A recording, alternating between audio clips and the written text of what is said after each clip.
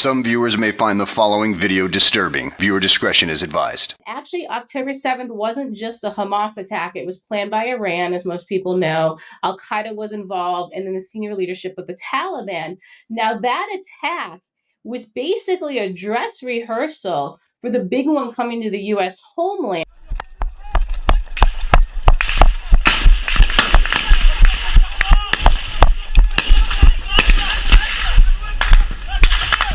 ما عندش اطلاق.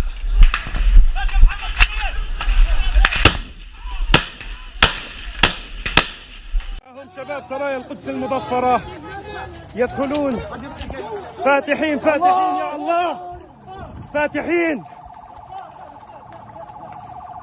يا رب سلم، يا رب سلم يا جواد يلا.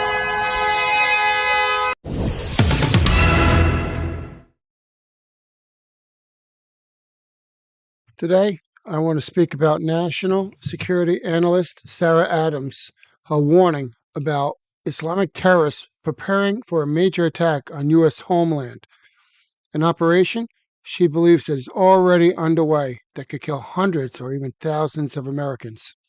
Adams, she speaks with real authority. She's a former CIA targeter who spent years tracking ISIS operatives, tracking their networks, and disrupting their attack pipelines.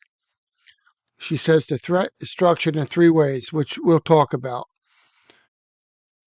And it is scarier than you could ever imagine.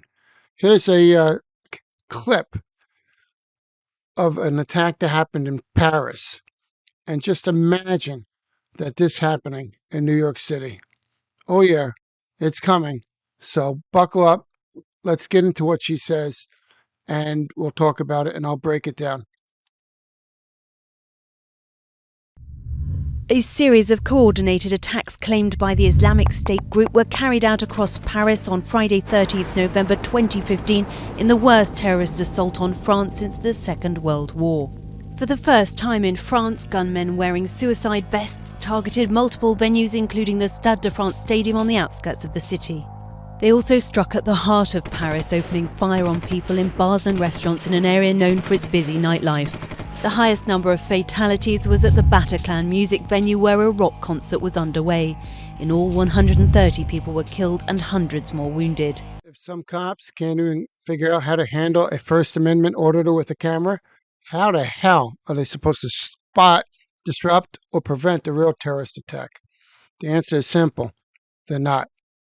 If an officer can't recognize the difference between protected constitutional activity and a constitutional threat, they're not going to figure out a terrorist threat. Terrorists don't announce themselves. They don't roll up wearing ISIS t-shirts. They blend in. They conduct quiet, covert surveillance. They test reactions. When you can't process something as basic as lawful public photography, you're not going to suddenly develop the critical thinking needed to identify pre-operational behaviors, recognize coordinated movement, or understand how attackers build out their plans. And when the attack actually hits, response only rises to the level of preparation that these officers have. If it's shallow, the mindset is reactive, and leadership avoids hard standards, which results in predictable outcomes. Confused, ineffective response. In other words, this won't go well. That is the uncomfortable truth, and that's why policing needs a hard reset. Unfortunately, I don't think there's enough time, and according to Sarah Adams, they are actually in the operational phase. So let's see what she has to say, and then we will discuss further. And I got 3D reenactment of the Paris attack. So it really breaks down what happened, how it happened, and how effective the terrorists were. Actually, October 7th wasn't just a Hamas attack. It was planned by Iran, as most people know. Al-Qaeda was involved, and then the senior leadership of the Taliban. Now, that attack was basically a dress rehearsal for the big one coming to the U.S. homeland. Crazy. What does that look like for America? Because you had mentioned before that they are coordinating terrorist sleeper cells in America and they want to do an October 7th style attack, what does that look like? I mean, I don't think they could take people hostage like they did in October the 7th. Is it just a mass casualty situation, or do they think they're going to take land? You know, they're going to take a small town, or, you know, what do you think that's all about? So what we've seen, at least with the plotting, I'd say there's three pieces. One's a large aviation plot again, and that they're just going to do suicide bombers on planes and drop them down, and that's for mass casualty. The goal is to kill 4,000 people. Then they want something, like you said, about almost a hostage and hold ground. That seems to be some sort of assault or attack at Washington, D.C., because they want to cripple the federal government's response. And then the last piece, they are going to go into our communities, unfortunately, like it was for October 7th. ISIS is leading that piece, and how they trained is in 5 to 10 man kind of urban assault teams, and they're going to attack like churches, supermarkets, hospitals, and they're going to do multiple locations at a time. So that'll be very difficult for law enforcement. And they're also going to either target law enforcement or look like law enforcement to fool civilians, which they also did that during the October 7th attack. Now let's look at the damage the terrorists caused in Paris. And as you watch, I want you to imagine this unfolding in New York City. Same tactics, same weapons, same coordination, different city, identical consequences. The terrorists moved with purpose, hit multiple targets almost simultaneously, and generated mass casualties before police had time to react. It's a blueprint, and there is no reason to think that this cannot happen here. When this clip ends, I'm going to walk you through how to prevent, prepare for, and respond to an attack like this, what to watch for, how to assess the situation, and how to position yourself to survive it. 10 years after the November 13th, 2015 attacks, Lamont has reconstructed what happened that night, from how the terrorists prepared to their final assault on the Bataclan concert hall. The cars reached the Paris area at around 7:30 p.m. The terrorists split up between two hideouts they had rented a few days earlier. They spend the night there. They prepare for their attacks during the day on November 13th. In one hideout, the terrorists researched the Bataclan. These screenshots, later recovered from their phones, show they looked up the concerts scheduled that evening and the venue's layout. 9 p.m, kickoff time. At 9:15 p.m, the terrorists walk up this alley. One positions himself on the terrace of this restaurant, and at 9:16 p.m, he detonates his suicide vest. The explosion kills a bus driver and injures 3 other people.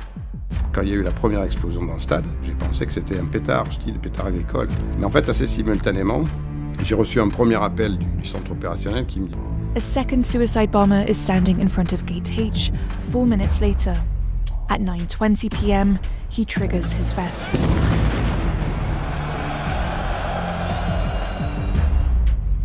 The explosion causes several injuries, including one serious, but only the suicide bomber is killed. Je suis à l'extérieur du stade, il n'y a absolument personne, mon téléphone n'arrête pas de vibrer, et là, juste devant moi, à quelques mètres, il y a une jambe.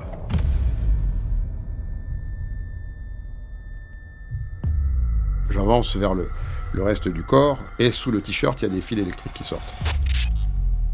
Vous passez d'une espèce d'interrogation à une absolue certitude que celui qui est en face de vous, il s'est fait sauter, quoi. A minute after the second explosion at the Stade de France, the second group is ready to act. At 9:20 p.m, their car passes 2 restaurants in the 10th arrondissement, Le Carillon and Le Petit Cambodge. It's a mild evening and many Parisians are seated outside. The car circles the neighborhood and 4 minutes later stops in front of these terraces. 3 terrorists step out, armed with Kalashnikovs. They fire more than 200 rounds at the 2 restaurants. 13 people are killed and dozens more injured. Less than a minute later, they get back in their vehicle and drive 400 meters to their next stop, La Bombière Bar. 2 terrorists fire at its terrace, and another targets the terrace of the La Casa Nostra restaurant. 5 people are killed. 5 minutes later, the group drops off Brahim Abdeslam in front of the Le Comptoir Voltaire restaurant. He enters, stands among the customers, and detonates his explosive belt. Brahim Abdeslam is the only person killed, but many in the restaurant are injured. It's 9:41 p.m. The terror attacks on Paris have been going on for 25 minutes, and 40 people have been killed.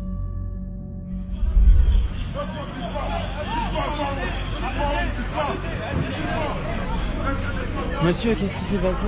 Il y a eu un attentat. Comment ça s'est passé? Lorsque je suis arrivé sur ces terrasses de café, il n'y a pas encore la police judiciaire. Il y a uniquement de la rubalise avec des policiers, des commissariats locaux qui sécurisent les lieux. Et il y a surtout des gens des SAMU et des pompiers qui sont en train de prodiguer les premiers soins aux blessés.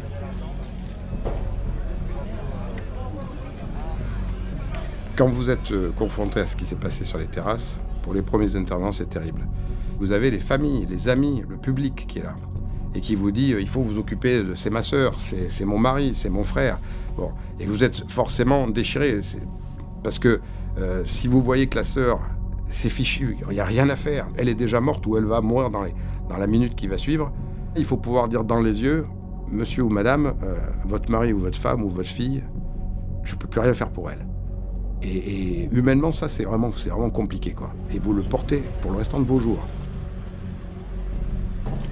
De l'aveu même des policiers, ils sont abasourdis par ce qui vient de se passer. Ils n'ont pas de consignes, ils essayent de sécuriser au maximum, de rassurer les habitants en leur disant « mettez-vous à l'abri, restez chez vous ». Et tout le monde est sur ses gardes aussi ici ce soir encore à Paris, dans la mesure où on ne sait pas combien de terroristes ont agi et combien...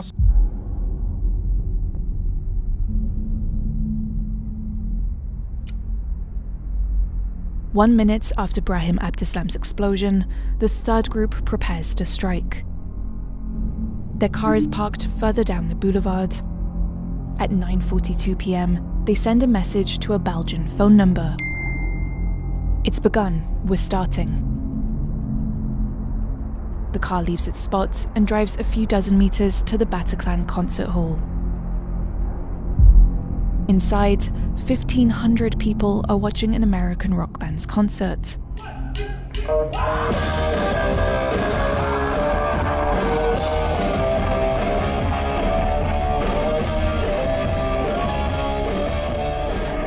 Il y avait une super ambiance, la salle était pleine, ça dansait, ça chantait, enfin c'était un bon concert.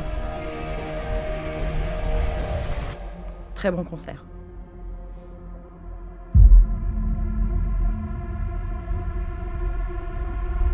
At 9:47 p.m, 3 terrorists get out of the car.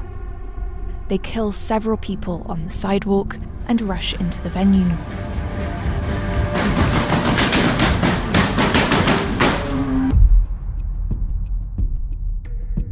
Ça tirait, ça hurlait, c'était une panique générale et c'était horrible.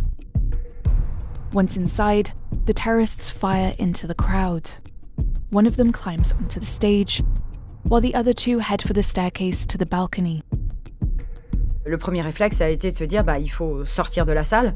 Donc j'ai commencé à entamer la descente des escaliers et là, dans le virage, montait un des terroristes. J'ai fait demi-tour tout de suite. Lui ne regardait pas dans ma direction, donc il m'a pas forcément vu. Security staff open emergency exits on the ground floor. Between rounds of gunfire, some concert-goers manage to escape.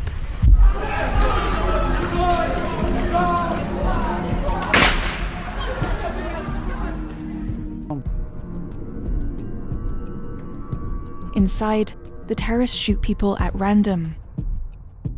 They claim their actions on behalf of the Islamic State group. After a few minutes, 2 of the terrorists gather several people on the balcony, lining them up against the wall.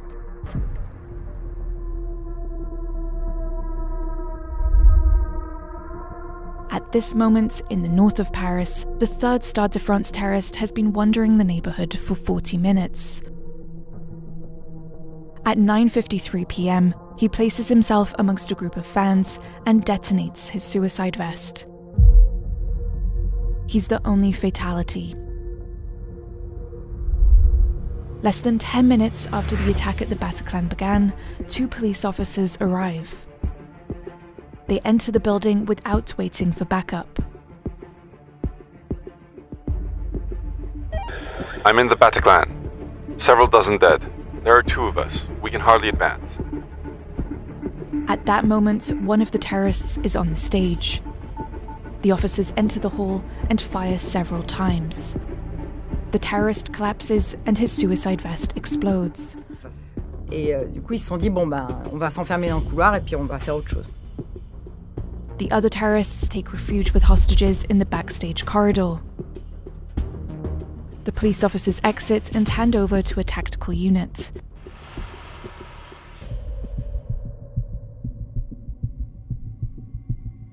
At 10:20 p.m, 30 minutes after the start of the attacks, the intervention brigade enter the Bataclan. They secure the ground floor to evacuate the wounded. They have no idea that terrorists are still inside with the hostages.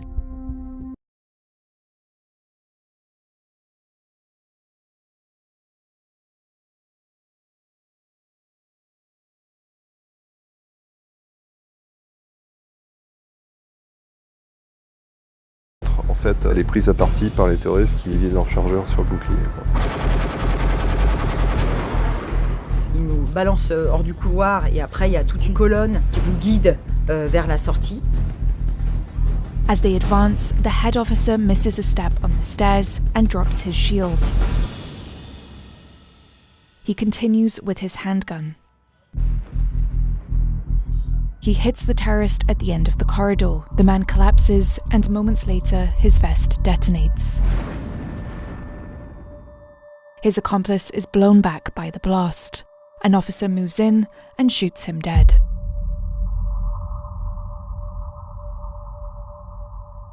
Now let's talk about how to prevent, prepare for, and how to respond to an attack like this. These aren't theories. These are practical steps that will increase your odds of surviving a coordinated assault. First, understand the baseline. Every environment has a normal zones, normal behavior, normal movement patterns. When something breaks that baseline, something out of place, watching people instead of merchandise, maybe carrying something odd for the setting, that's a warning sign. Don't ignore it. Second, fight the normalcy bias. In every major attack, people freeze and assume this can't be happening. Yes, it can. And the faster you accept reality, the faster you will act. Third, know your exits. Anytime you enter a building, restaurant, theater, restaurant, mall, identify at least 2 ways out. And don't rely on the first entrance, as attackers do. Have an escape route in mind. Know how to move, how you're going to get there, and what obstacles stand between you and safety. Mental rehearsal will save your life. And next, carry essential supplies. A tourniquet in your car, small flashlight, medical emergency kit. They can be life-saving tools. Bleeding out is one of the top preventable causes of death in mass casualty events. If you're legally permitted, consider carrying a firearm. And if you do, of course it comes with responsibility, training, judgment, and the discipline to know when, not just how to use it. A firearm is not a lucky charm. It's a tool that requires competence. Another thing you can do, if you're unarmed, you're not helpless. Everyday objects, bags, belts, fire extinguishers, anything can become an improvised defensive tool.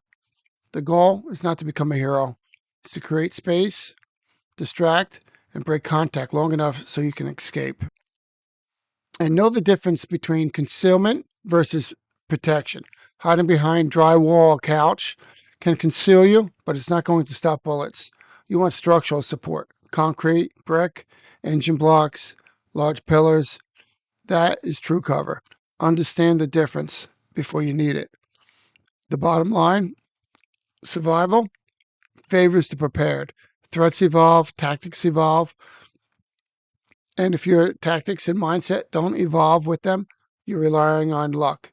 Preparation is not paranoia, it's responsibility. And in light of Adams's warning, I'm likely going to probably do another video again, and I'll provide additional advice on how to mitigate the impact of these events if you should find yourself in one, such as an active shooter, or God forbid, a terrorist attack like she says is coming our way.